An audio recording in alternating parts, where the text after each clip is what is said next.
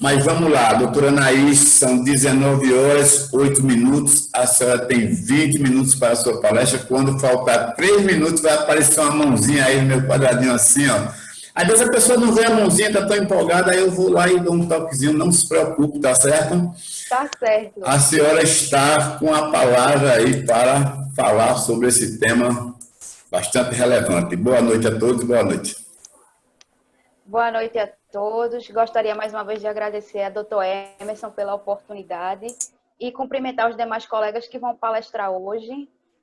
Então, eu fiquei para debater, para falar sobre a identificação e a inclusão dos perfis genéticos. E para falar sobre esse assunto, eu diria que é impossível falar sem falar um pouco de constitucional. Eu costumo dizer que constitucional é a base de qualquer direito. E eu digo que ele está intimamente ligado ao direito penal e processual penal. Eu diria que essa questão começou um debate maior, acredito eu, com o pacote anticrime. Porém, já havia na própria lei de execução penal o que falava a respeito da identificação e a inclusão dos perfis genéticos. Acredito que os acadêmicos, a maioria não tenha tido esse contato. Eu digo isso porque eu, na época de acadêmica, eu não tive aula de execução penal, não tive essa cadeira, e tive que aprender, digamos assim, na tora, na prática. E foi de excelência, diria que foi excelente, embora às vezes um pouco um pouco complicado, eu diria. Mas vamos lá falar sobre a inclusão dos perfis genéticos. Deu-se início aqui no Brasil com a Lei 12.654, em 2012, que falava-se o seguinte, que foi o fato de que aqueles que cometessem crimes de grave ameaça, homicídio, lesão corporal, estupro, eles teriam que ter o seu material genético incluído num banco de dados, digamos assim. E esse banco de dados, ele é protegido, ele tem um sigilo e ele encontra-se no Distrito Federal. Quem tem acesso à Polícia Federal, à Polícia Civil, mas para a polícia ter acesso a esse banco de dados genéticos, há uma necessidade de haver um pedido ao magistrado de competência de determinado magistrado em relação a isso. Então, eu diria o seguinte, quando a gente fala de material genético, é bom a gente salientar que eu acredito que poucas pessoas saibam que o nosso material genético ele é protegido constitucionalmente. Inclusive, eu citei isso na live que eu fiz com o Dr. Emerson. O nosso material genético ele é protegido constitucionalmente explicitamente dizendo no artigo 225 da Constituição Federal. E há uma forma implícita, eu diria, dele estar protegido, que é no artigo 5º da Constituição Federal. Quando a gente fala do direito à intimidade, o direito à privacidade, indiretamente a gente fala do nosso material genético, porque, veja, o meu material genético, o meu DNA, ele é minha essência, ele é a minha fisiologia. Então, ele está intimamente ligado à minha intimidade. Então, tanto é que quando foi sancionada essa lei 12.654, o artigo dela que encontra-se na Lei de Execução Penal, que é o artigo 9º-A, foi objeto de repercussão geral no Supremo Tribunal Federal referente à inconstitucionalidade dessa lei. Se haveria constitucionalidade dela, porque ela obviamente, que entrou em conflito aí dois direitos fundamentais. Seria o direito fundamental à intimidade, à privacidade do indivíduo, versus o direito fundamental, eu diria, da segurança pública. Em repercussão geral, há, inclusive, jurisprudências do STJ, que foi um caso de Minas Gerais que chegou ao STJ, e o STJ determinou que seria possível a coleta do material genético de uma ré, justamente para que pudesse ter, eu diria assim, um maior controle. E é observado, se a gente analisar, a legislação da gente, eu vou falar também a questão de um pouco da legislação do direito comparado. Ela lembra muito a legislação americana. Para quem não sei, quem já leu a respeito da legislação americana referente à inclusão dos perfis genéticos, ela existe desde 94. Ela é bem antiga, comparando com a nossa, que a nossa é de 2012, certo? Então, a legislação americana, ela começou a surgir, eu diria assim, a lei deu origem por conta de um caso de estupro que teve em Nova York, salvo me engano. Eu não lembro exatamente agora o estado, mas foi justamente por causa da origem de um estupro. Então, basicamente, na lei americana, ela trata que praticamente as mesmas bases do nosso. Aqueles que são crimes de grave ameaça, aqueles que cometem esses crimes, eles devem ter o seu cadastro genético, o seu perfil genético do DNA guardado num banco de dados, obviamente com sigilo. A questão é que há algumas diferenças. Na legislação americana, por exemplo, eles tratam o seguinte: aqueles que estão custodiados, que são indiciados, e também aqueles, inclusive, que estão em... Há casos, assim, por exemplo, em que a pessoa está com proteção à testemunha que já tem, e que tem um histórico, eu diria, de um crime. Essa pessoa também, o material genético dela é guardado do banco de dados do FBI.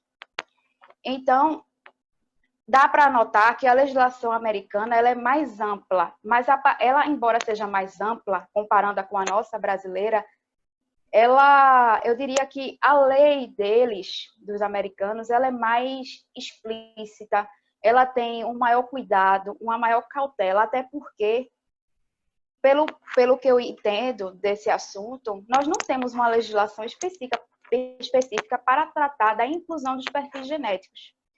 Inclusive, na legislação americana, eles até, digamos assim, que trazem um certo benefício, eu diria.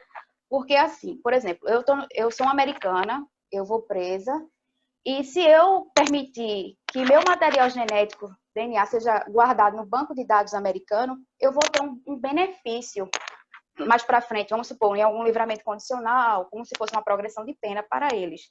Então, aqui no nosso direito, na nossa legislação brasileira, nós não temos isso. Inclusive, com o pacote anticrime, acrescentou o parágrafo 8º, que é um motivo de grande debate entre a doutrina, porque relata o seguinte: no parágrafo 8º, ele fala o seguinte: o apenado que se recusar a ceder o seu material genético para ser incluído no banco de dados, ele vai sofrer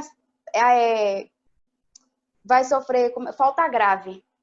Então, por exemplo, se Mévio estava para progredir, ele não vai, porque foi falta grave o fato dele não querer conceder o seu material genético. Então, mais uma vez, a gente entra em conflito com o direito fundamental da não autoincriminação.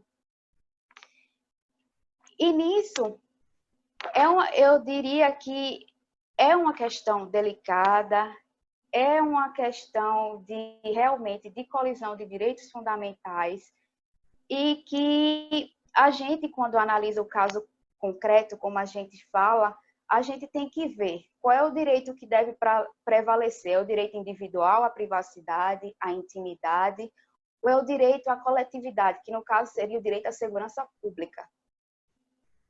E, pelo que a gente vê, o que prevalece é o direito à segurança pública, certo? Interessante, voltando para a legislação americana, que nos Estados Unidos, por incrível que pareça, na Suprema Corte americana, há inúmeras, eu diria, divergências em relação ao assunto, e teve um caso específico que trouxe até um fundamento bem interessante, que a Quarta Emenda Constitucional americana, ela foca em resguardar o direito à intimidade, o direito à privacidade e a inviolabilidade do direito do domicílio. E eles entendem o seguinte, teve esse julgado entendeu o seguinte: houve a polícia americana, não me lembro se foi o FBI ou se foi a polícia local, tinha um mandado de busca e apreensão em uma casa, e eles coletaram o material genético do suspeito. E a Suprema Corte Americana, ela entendeu que o material genético foi uma busca em apreensão do material genético da pessoa. Soa até um pouco estranho a gente falar assim, poxa, uma busca e apreensão do material genético é algo estranho, mas eles entendem que a partir do momento que eu coleto o material genético de alguém que está sendo indiciado ou que está sendo, ou então que é condenado, é uma busca e apreensão do material genético da pessoa. E há outros casos na Suprema Corte que acabou prevalecendo até o direito à intimidade e à liberdade, o que soa bem assim, eu diria assim, um pouco contraditório pelos precedentes constitucionais da Corte Americana. Há também um pouco da legislação alemã.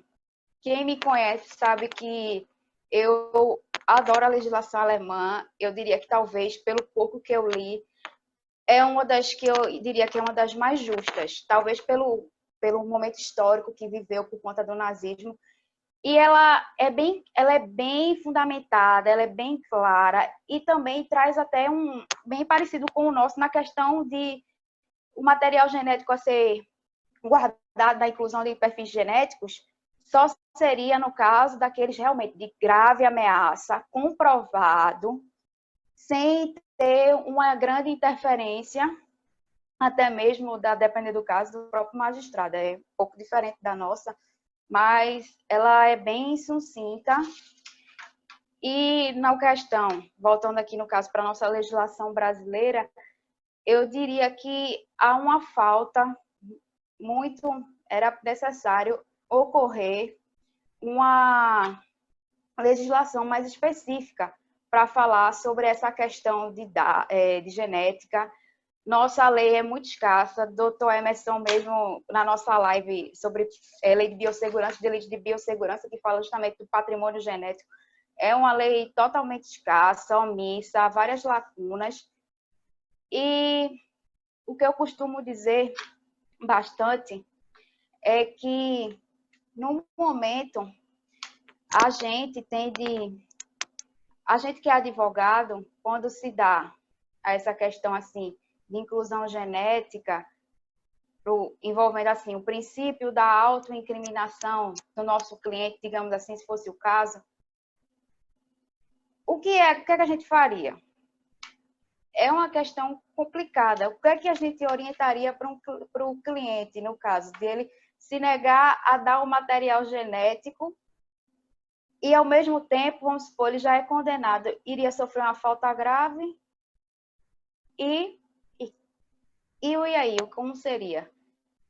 Então, eu diria que eu gosto muito, assim, de parafrasear Norberto Bobbio. A gente, quando lida com direito, a gente tem uma grande dificuldade, assim, não é mais de fundamentar o direito, porque o direito, a gente sabe que existe, os magistrados, os promotores de justiça, os grandes doutos juristas, eles sabem que o direito, já sabe a fundamentação do direito, mas a gente tem dificuldade de resguardar o direito de todos, especialmente no âmbito penal, é onde a gente sofre, a gente que é advogado criminal, a gente sofre bastante. Então, a questão, assim, constitucionalmente falando, dessa questão do material genético, do princípio da auto-não incriminação, a gente se pergunta o seguinte: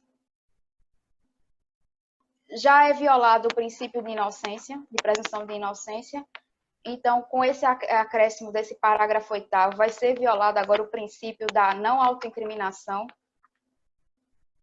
E, no meu ver, assim, é realmente assim, é uma situação, eu como advogada de defesa, não me sinto à vontade com esse novo acréscimo do parágrafo 8º. Mas, assim, como cidadã, eu diria que é essencial. Fica até um pouco contraditório.